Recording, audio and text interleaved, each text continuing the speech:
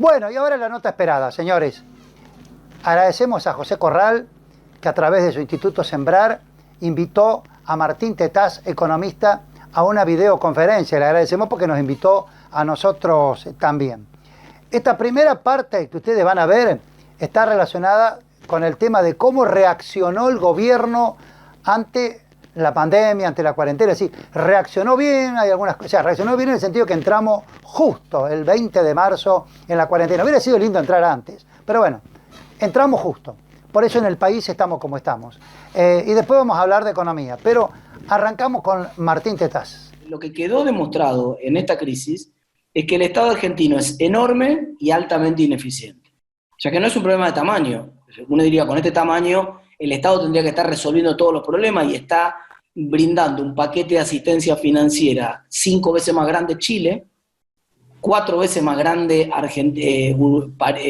Perú, y está dando mejores soluciones Uruguay, y en los 3 casos con Estado más chico que el caso de Argentina. Es decir, Argentina está en un problema que se nota en donde lo mires, Primero, entramos en la cuarentena durante 15 días que podríamos haber aprovechado para comprar insumos más baratos y haberlos conseguido más rápido, sobre todo los que aumentaban la capacidad de testeo, paviamos. El Estado, no va a venir, total, esto no va a llegar acá, vamos, una falta de previsión total. Pues cuando llegó, bueno, no pensábamos que iba a venir tan rápido, y bueno, entonces cuarentena rápida. Y la cuarentena es la medida extrema que tuvimos que tomar, con buen tino, obviamente, en su momento, porque no había otra alternativa, porque no había capacidad del Estado para hacer otra cosa distinta. El debate es...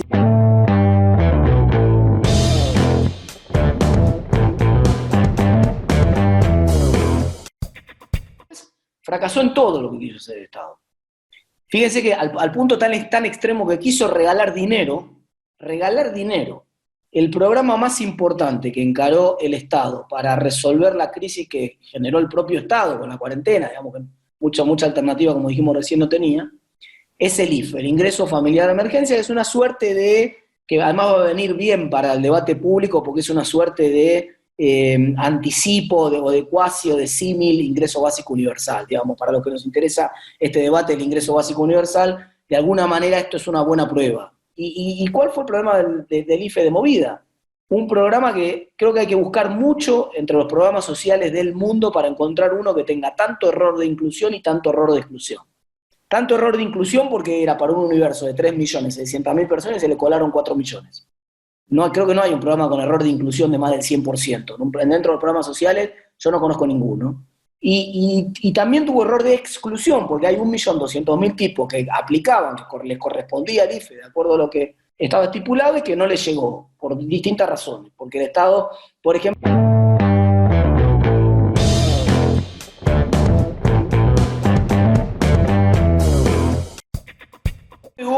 la incapacidad notable de testeo, de saber dónde estamos parados, el problema fenomenal, ya no hablemos de eso, imagínate si le cuesta regalar dinero al Estado, que es lo que se supone que más fácil puede hacer, claro, tiene un poco las manos atadas, porque no tiene herramientas para medir qué está ocurriendo con el virus en distintos lugares. Me dice, bueno, después de muchos días ya deberíamos haber aprendido. Se justificaba una cuarentena temprana y muy dura, y era razonable porque no sabíamos dónde estábamos parados. Bueno, ganamos tiempo. Con todo ese tiempo tendríamos que haber generado datos y haber aprendido esos datos. No se puede gestionar sin datos. Entramos en la cuarentena, como les conté más temprano, porque nos convencieron los epidemiólogos, y nosotros aprendimos de esto porque no sabíamos nada, que había una curva de personas que requerían asistencia de terapia intensiva, y que esa curva iba a crecer de manera exponencial, iba a desbordar rápidamente el sistema de salud y se iba a morir gente, no por haber contraído la enfermedad, sino porque no llegábamos a tiempo para darle la asistencia básica. Muy bien, entonces el criterio era, hay que aplanar la curva. Perfecto, le hicimos pelota a la curva. Tenemos hoy 170 personas internadas en terapia intensiva con una capacidad del sistema de 5.000, 4.800 según Ginés González García. Entonces, quiere decir que estamos en 3% de utilización de la terapia intensiva, nos sobró el sistema. Y seguimos manteniendo encerrado un montón de gente en un montón de localidades donde no llegó nunca el virus, o en un montón de provincias enteras donde no llegó, o donde directamente aplastaron la curva y ya no hay circulación viral, o hay muy pocos casos, y ciertamente no hay un problema de crecimiento exponencial como había cuando empezamos. El caso de Santa Fe es paradigmático. Hace 10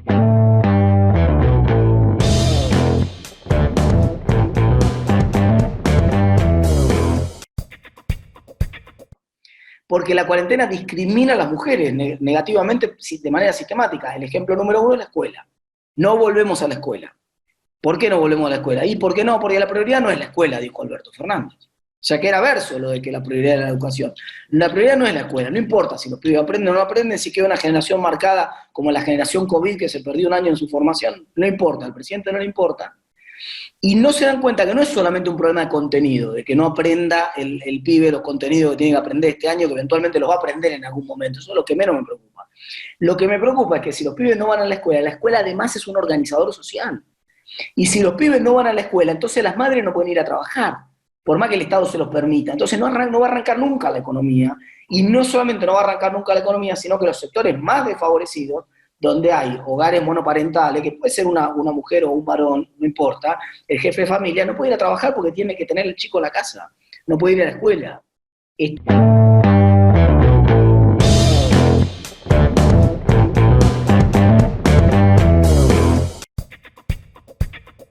No hay ningún país que haya tenido tanta gente durante tanto tiempo encerrado en tantos lugares sin circulación viral. España, me dijeron, yo dije, no, España tiene circulación viral. No hay caso en el mundo de ningún país que haya tenido tanto tiempo, tanta gente encerrada en tantos lugares sin circulación viral. O con una...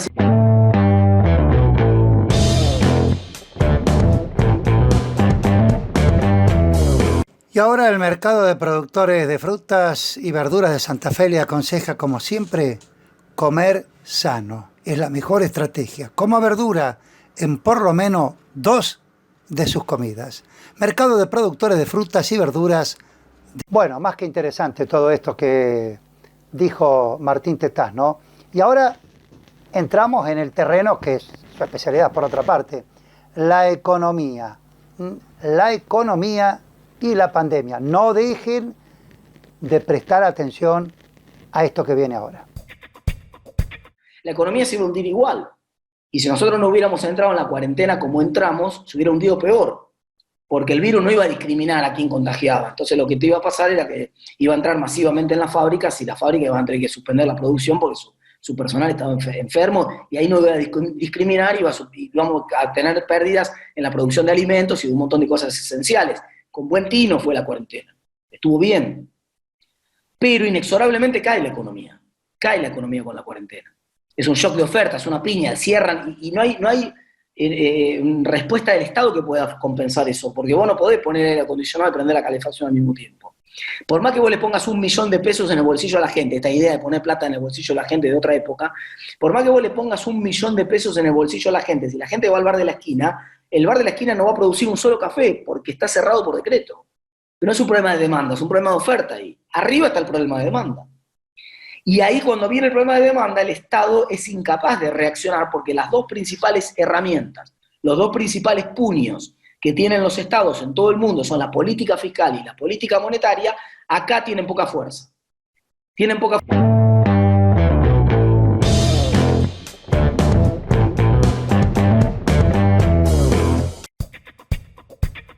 Tu Estado no puede organizar un asado para 4 porque se le queman los chorizos. Vamos a decirlo clarito. No puede organizar un asado para 4. Por ejemplo, el programa de asistencia a las pymes, líneas de 24%. 650.000 pymes en la Argentina, acceden 95.000 pymes. Es decir, más del 85% de las pymes argentinas afuera, no tienen financiamiento. Y además, el que accede al financiamiento, ahora sale una línea nueva al Banco Central, para las pymes que no tenían carpeta en el sistema financiero. Me parece correcto, una buena idea. Porque hasta ahora, las únicas pymes que accedían eran las que estaban en situación 1 con crédito en el sistema financiero, que eran las que obviamente menos problemas tenían. Arriba de todo esto nos queda una salida que es problemática. O sea, más allá del diagnóstico de que estamos desnudando, lo que estamos viendo es al rey caminando desnudo. Cada una de las políticas públicas, desde la decisión de mantener la cuarentena irracionalmente en muchos lugares, hasta cada una de las medidas, del fracaso de las medidas que está haciendo el gobierno para paliar las consecuencias de la cuarentena, demuestran el fracaso del Estado. Tenemos un Estado que no funciona.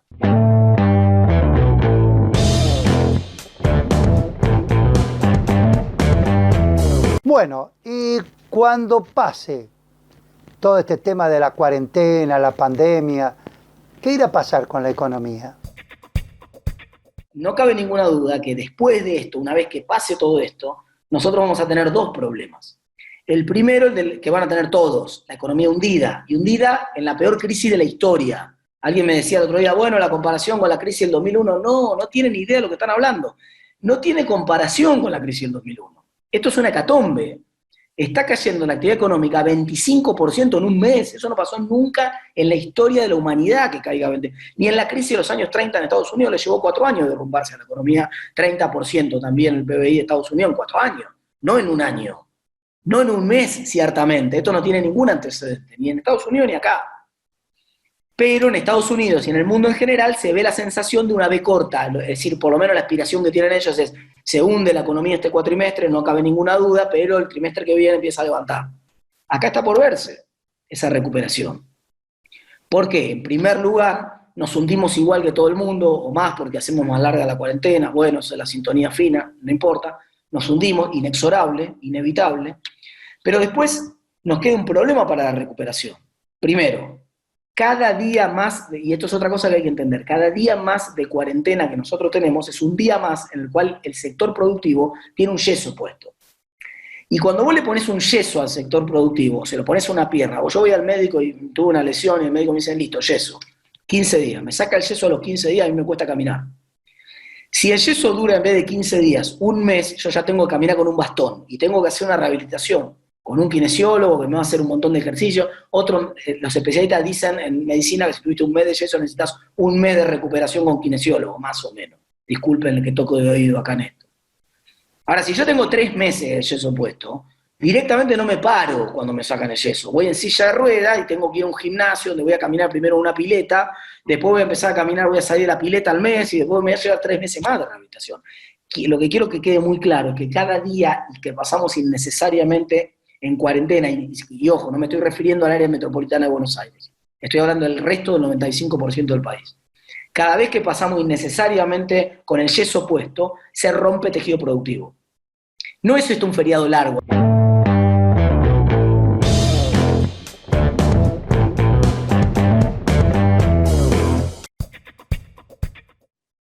No es esto un feriado largo. Algunos piensan que esto es un feriado largo. Dicen, listo, no importa, porque cuando termine la cuarentena, de hecho el gobierno lo planteó así al inicio. Acuérdense, la primera conferencia de prensa del presidente dijo, bueno, eso nos justo caen 3 o 4 feriados, lo vamos a alargar un poco y listo. No, esto no es un feriado largo.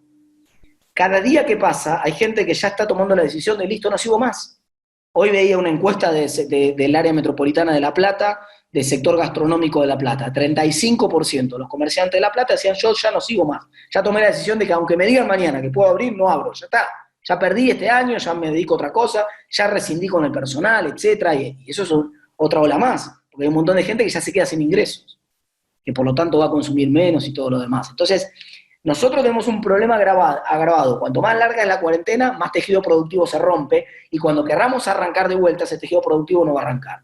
Pero además tenemos sectores puntuales que tampoco van a arrancar. Sectores de bienes durables, sectores relacionados al turismo. Turismo es medio obvio, ¿no?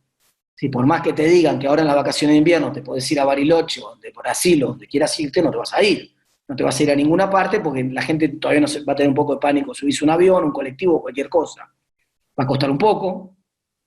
Yo siempre digo que siempre hay un precio que le gana al pánico. Entonces, finalmente va a haber, no sé, en octubre las agencias de turismo te van a ofrecer Caribe, all inclusive, una semana por $200 y la gente se va a subir igual al avión. Eventualmente va a arrancar, pero el resto de los meses del año probablemente estén perdidos y recién el turismo puede arrancar en el verano. Y todos los bienes durables, digamos, el tipo que vendía autos, imagínate, un electrodoméstico, algo para arreglar la casa, ¿quién va a poner un mango en eso? ¿Sí? La plata que yo podría tener destinada a cambiar el auto este año, o a hacer un arreglo en la casa, o a comprar un electrodoméstico, o a comprar un mueble, cualquier cosa durable, yo me la gasté en estos 2 meses que no generé ingresos y que tuve que seguir viviendo. Entonces me quemé los ahorros, no tengo ahorro para cambiar el auto ahora. Y si lo tuviera, aún si lo tuviera, ni loco lo cambio porque hay mucha incertidumbre hacia adelante. Yo no sé si no viene la segunda ola, no sé qué va a pasar acá. Entonces no me voy a tirar a cambiar el auto ahora, no es un momento para cambiar el auto. Con lo cual,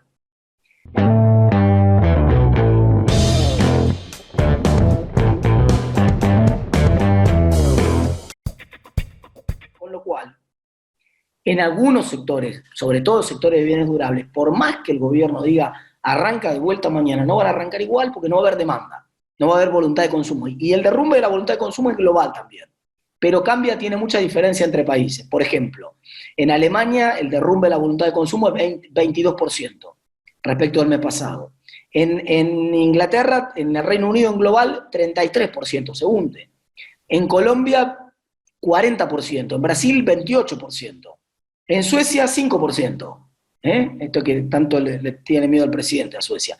En Finlandia, en Dinamarca, en el resto de los nórdicos, 11-12%. Son los países, fíjense, como hay más certeza, como hay una red de contención social, como el Estado sí está activo y tiene potencia ahí en esos países, entonces la gente tiene un poco menos incertidumbre, más certidumbre, y por lo tanto es donde menos cae el consumo en el mundo. La predisposición al consumo, donde menos cae en el mundo, es en los países nórdicos. Pero va a caer, inexorablemente va a caer.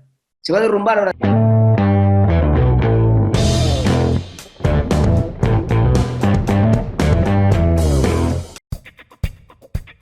¿Y cuánto tiempo puede tener una brecha muy grande entre el dólar oficial y el dólar paralelo? No mucho tiempo, lamentablemente. Siempre, además, ustedes saben, porque han vivido la historia en Argentina, que cuando la brecha es muy grande, siempre termina ajustando para arriba. Es raro que la brecha termine ajustando para abajo, entre el oficial y el paralelo. Si el dólar oficial sale 67 y el paralelo sale 127, es medio difícil que alguien quiera exportar con ese dólar de 67. Yo voy a frenar, voy a esperar para exportar, porque total sé que el gobierno va a tener que devaluar tarde o temprano. Y el que tiene la chance de importar, va a tratar de importar todo lo que pueda. Es más, yo me anoto mañana en el registro de importadores. Y traigo un container, ese que está ahí, vos me decís, ¿qué tiene adentro? No quiero ni saber lo que tiene adentro, dámelo. Total, la única posibilidad que tengo es conseguir un dólar de 67, dame lo que tenga, después abro y me fijo lo que tiene. Y salgo a vender lo que haya adentro del container cuando, total, lo compré a dólar barato. Entonces se disparan las importaciones, caen las exportaciones y tenemos el 1 de abril en muchos años en el cual el Banco Central vende dólares. Increíble, el mes de cosecha fuerte. El mes de abril, cuando siempre el Banco Central se fortalece con la reserva, nosotros tenemos un Banco Central que pierde reservas en el mes de abril, una cosa absolutamente increíble. Para nosotros mantener la paridad real que teníamos con Brasil, la competitividad cambiaria real que teníamos entre el peso y el real, a principio de año, hoy el peso tendría que salir 92 en Argentina. El oficial estoy hablando, sin el impuesto, nada, 92. El que hoy sale 67, 92 tendría que salir. Quiere decir que eventualmente el gobierno va a tener que considerar también la posibilidad, inclusive aunque no le importe el dólar paralelo, porque se está desalineando con todos los vecinos, que son además nuestros principales socios comerciales. Lo mismo nos pasó con Chile, el segundo socio comercial de la región.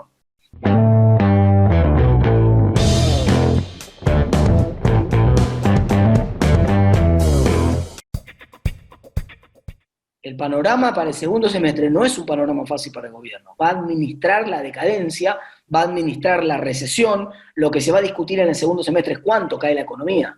No ya si se recupera la economía o no se recupera. Claro, bueno, ciertamente del pozo que vamos a estar ahora, de la economía cayendo 25%, bueno, probablemente el trimestre que viene caiga 20 en vez de 25. Vamos, Guatemala contra Guatepeor. Siempre es mejor Guatemala que Guatepeor, ¿no?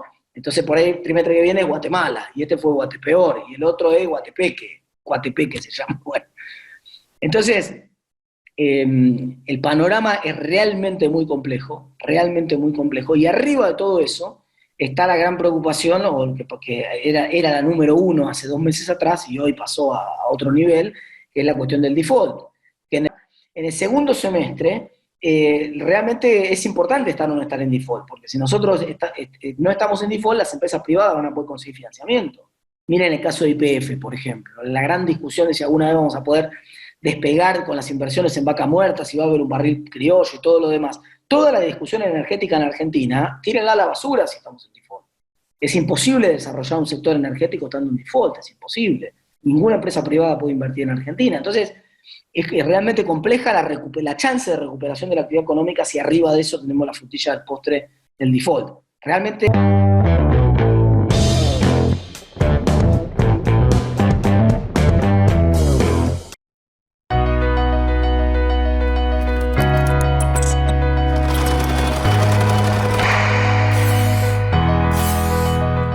Bueno, y ahora ya José Corral lo despedía a Tetá, le contaba que ya eran más de 100 los que estábamos enganchados en la conferencia, y le hacía una pregunta vital, fatal, Corral, pregunta que trasladaban los que estábamos viendo la conferencia, los participantes. ¿Hay alguna posibilidad de que el gobierno eche mano a los depósitos en dólares? Te cuento que somos, lo habrás visto, más de 220 casi, periodistas de Santa Fe y de Rosario. Bienvenido, Darío Schueri. Martín, hay dos preguntas que tienen que ver con si hay alguna posibilidad de incautar los depósitos de moneda extranjera. Es muy poco probable. Y es muy poco probable por dos razones. La primera es que el sistema financiero está muy líquido. O sea, hoy los bancos tienen todos los dólares ahí. El 70% de los dólares no están prestados, a diferencia del 2001, en el cual los dólares estaban en la calle, prestados a 30 años en un crédito hipotecario. Entonces, por más que el banco quisiera devolver la guita, no podía. Acá el 70% de los dólares están, y las peores corridas que vimos contra el sistema financiero, la del 2001 y la del año pasado, se llevaron el 25% de los depósitos. Fueron corridas monstruosas, el 25%. Y les estoy diciendo que el sistema aguanta 70%.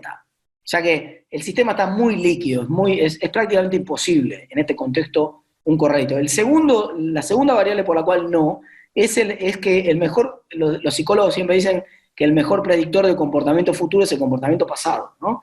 Bueno, el comportamiento pasado, el kirchnerismo, con todos los toqueteos que le gusta hacer, porque le encanta tener el joystick en la mano, ¿viste? Y controlar acá, y poner el precio de acá, y fijar acá, y la cantidad de acá, y la Junta Nacional de Grano, todo eso puede venir, pero nunca tocaron los depósitos en dólares. Ni en lo peor del kirchnerismo tocaron los depósitos en dólares. Sí. Entonces, digamos, no hay razones para pensar que lo van a hacer.